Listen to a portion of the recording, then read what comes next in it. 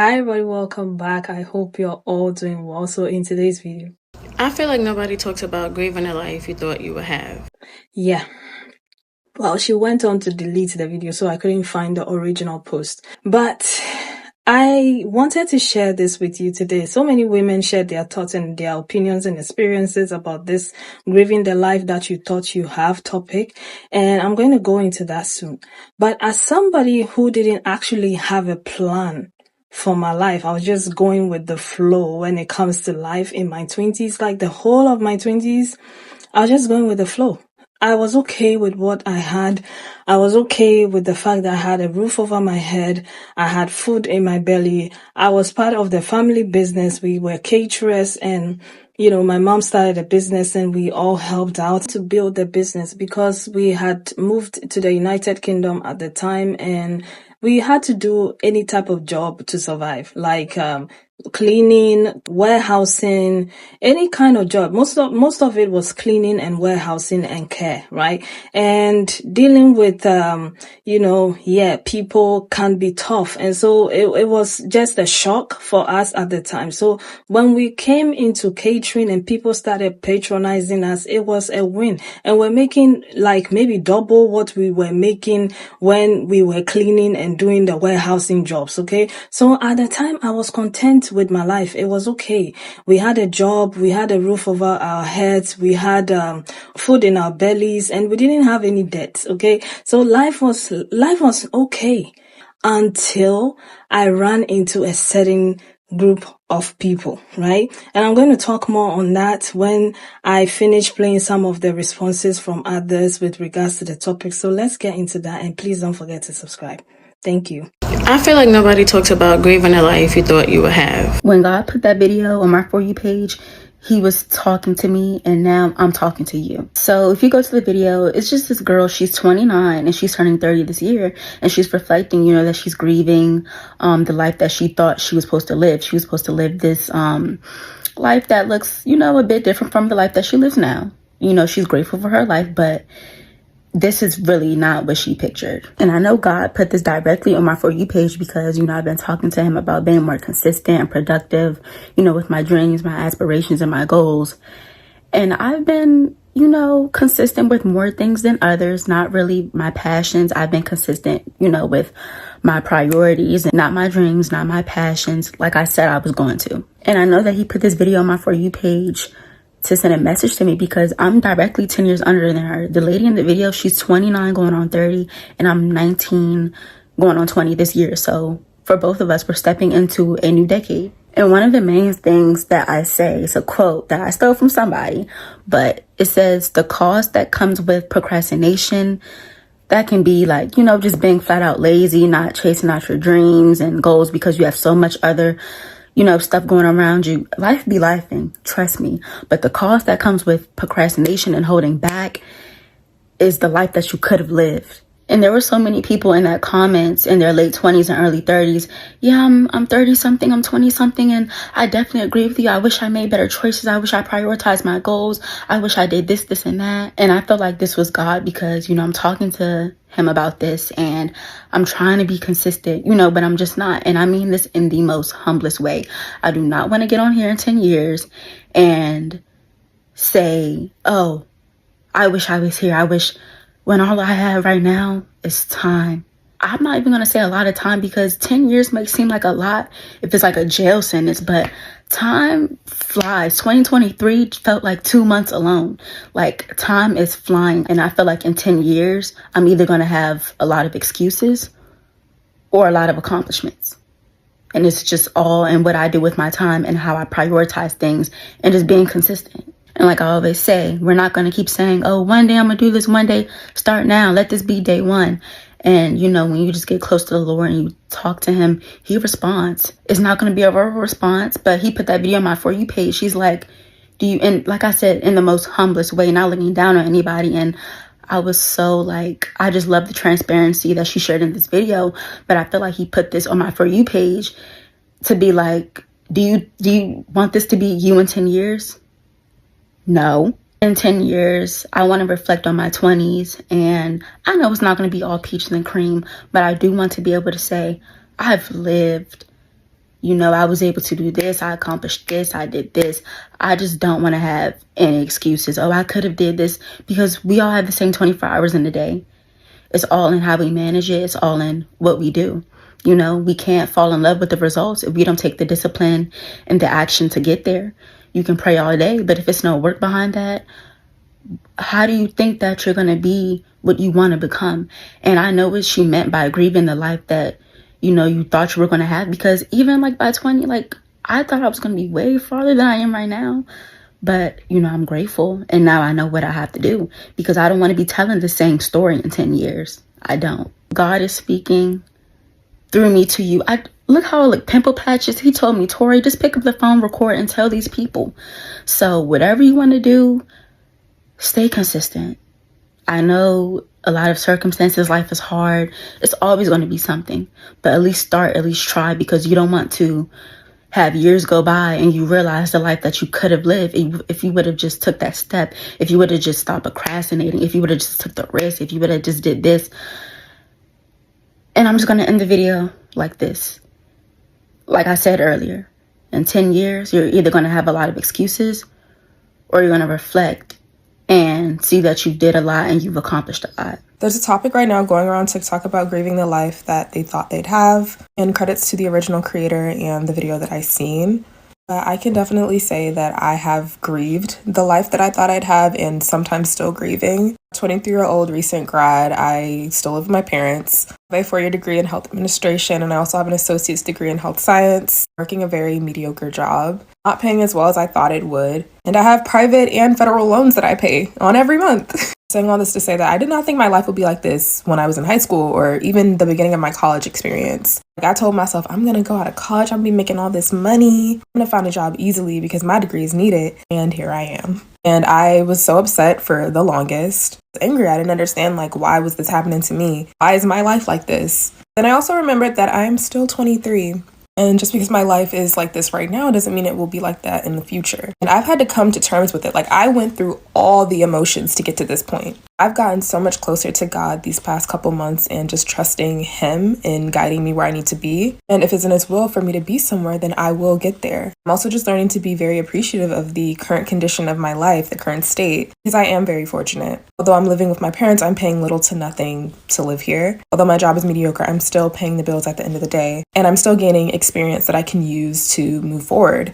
Easier to dwell on current state when you're in it. But it's incredibly important to keep pushing forward and keep moving forward. You can still achieve your goals and you can still move forward. This is a stepping point in your life. Everyone has a time point in their life where things are not going well. You could not tell me a year ago that I would be where I'm at right now. Like, a year ago, I was going through major panic disorder. I was on antidepressants. Like, I had to be medicated. I have the worst anxiety. Like, I would get panic attacks. I'd almost pass out. I almost passed out at school a couple times.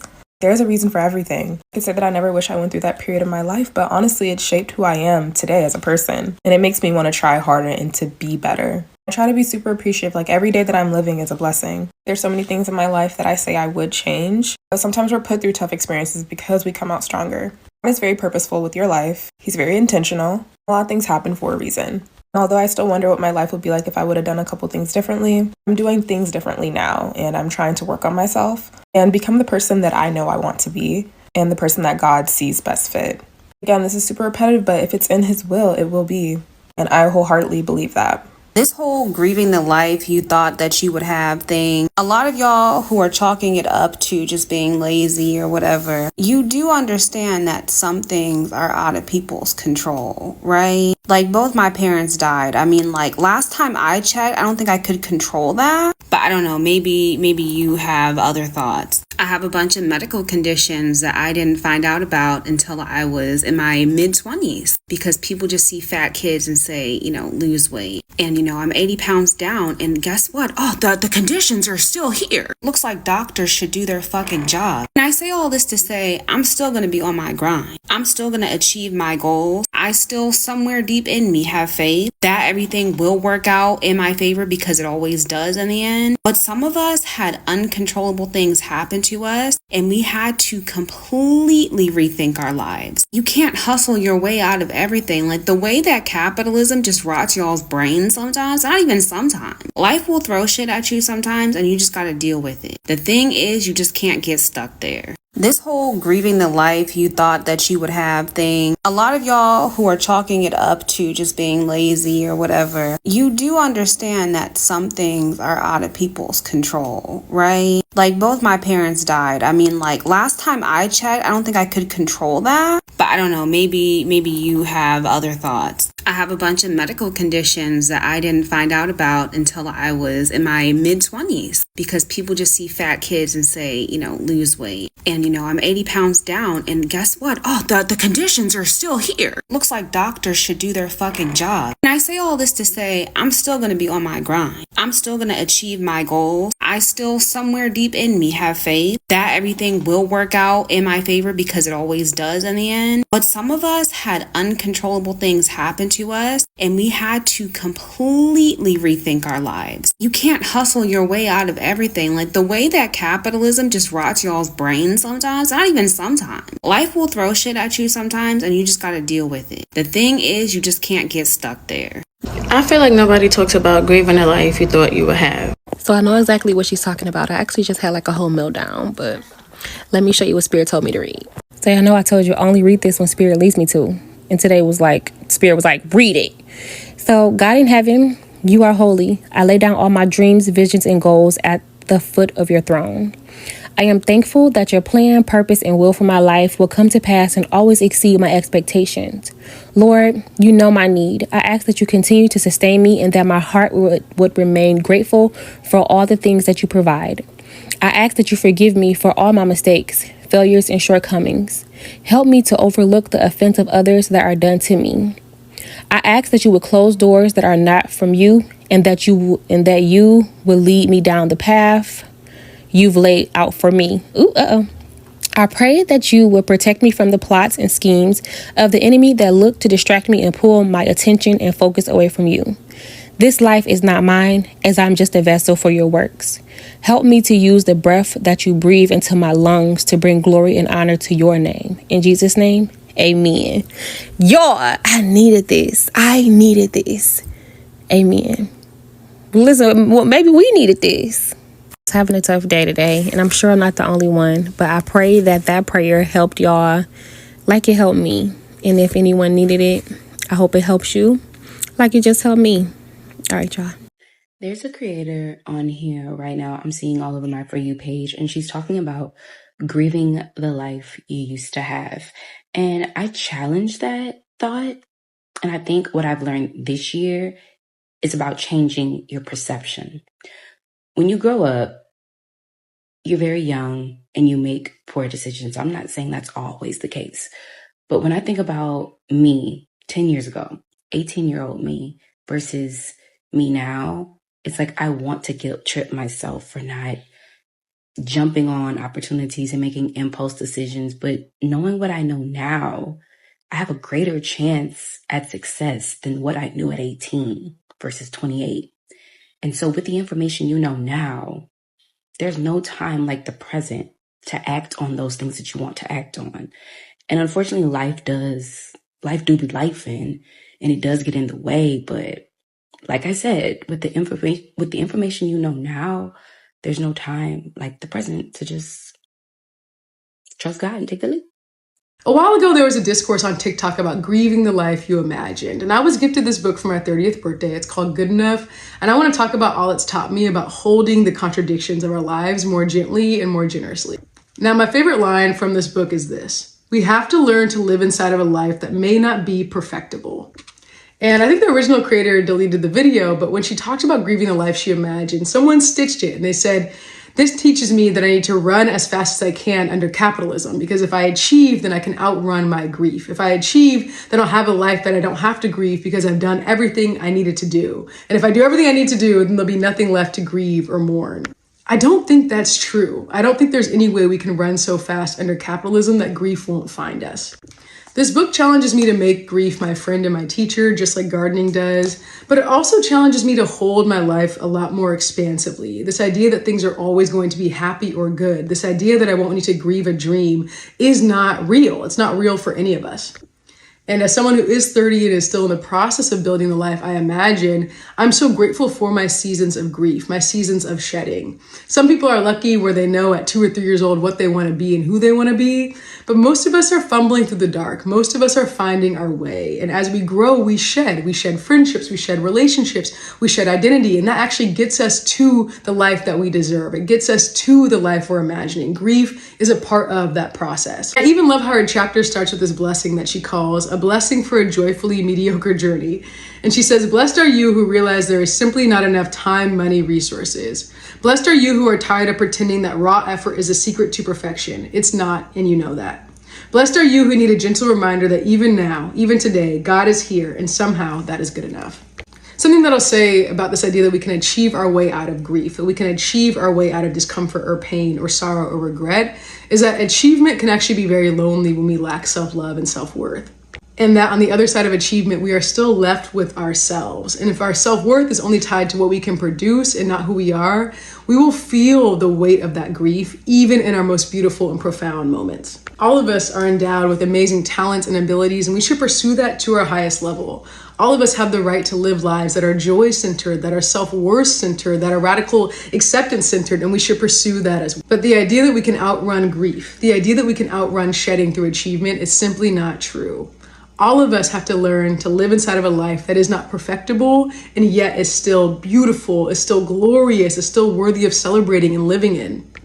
Something I say as a gardener is gardening is the most imperfect thing I've ever done and the most beautiful thing I've ever been a part of. And I think life is the same way. We're doing it imperfectly, and because of that, we're also doing it beautifully. Yeah, everything they said, I agree with, because they made a lot of sense with their different opinions and perspective, and I'm here for it. So as I was saying, I met this different group of people who were like very ambitious, go-getters. They had plans for their life. They had reasons why they were here, and they were going for it. They were getting the education. They were doing a lot for themselves, and somehow it made me feel like I wasn't doing enough for myself.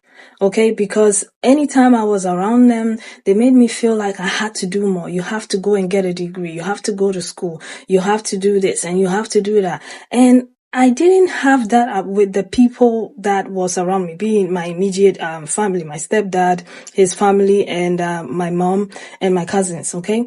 We had just come out of traumatic experiences and we're just cruising because we just landed this business and it was going well for us. And so it was like that. Over there, it was okay. We're content with the life that we're living day by day. And then this group of people were different, okay? Their family, they want more. They are going to school. They are doing a lot, right? And imagine going in a relationship with someone like that. Oh my God, my self-esteem was killed. I felt like I was useless. I felt like I wasn't doing anything with myself. Every single day I was reminded that I had to do more than just exist. To the point that I kind of gave in.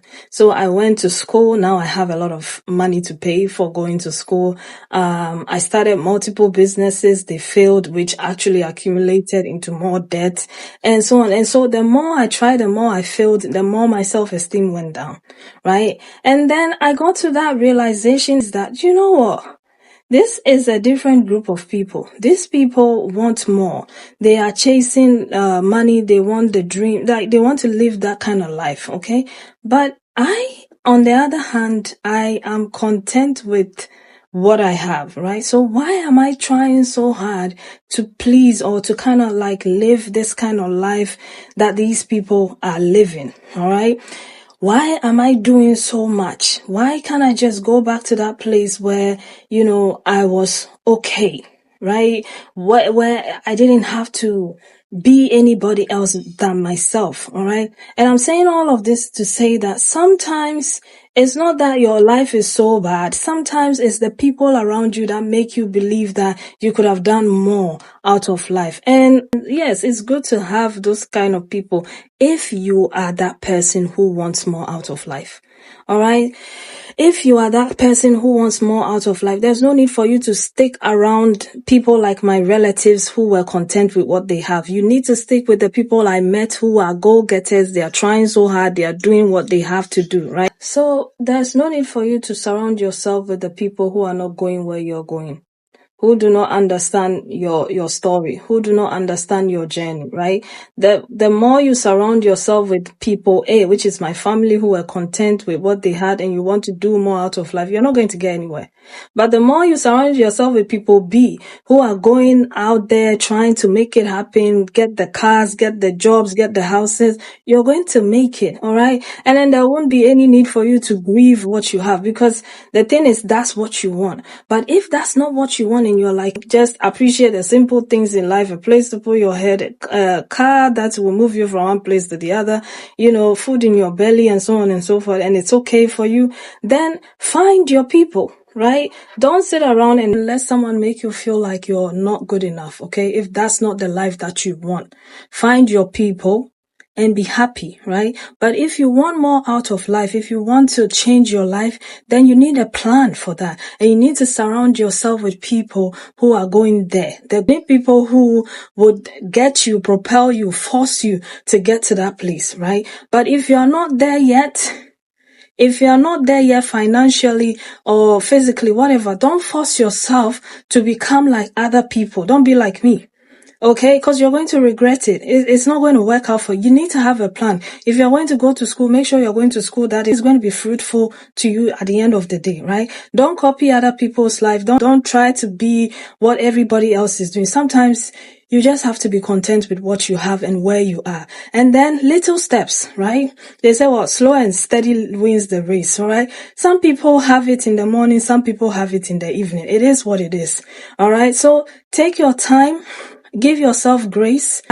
Whatever happens in your life came in there to teach you a lesson, and then learn from it. You can draw a plan for the next 6 months, for the next month, for the next 1 year, and stick to it. If it's weight loss, if it's your finances, if it's an education, if it's starting YouTube, being on social media, whatever it is that you want to do, you need a plan for it. Okay, I started with 30 days. I told myself, look, I'm going to try this thing once again for 30 days. If it doesn't work, that's it. Here we are today. All you have to do is try and keep trying. Sometimes you'll fail. I failed a few times, but I'm here today, and you can do it too. And sometimes you just have to be in that place where it's like, you are in the dry season. Just be in that dry season until it phases out, because the more you force, the more you make your life even more miserable. But it all depends on you. It is your life. It is how you want to make it, right? But grieving things, and it's good. It came to teach you something. It's also good, right? Learn from it and then work from there. But anyway, let me know your thoughts and opinions about all of this, and I'll see you again with another video. Take care of yourselves. Bye.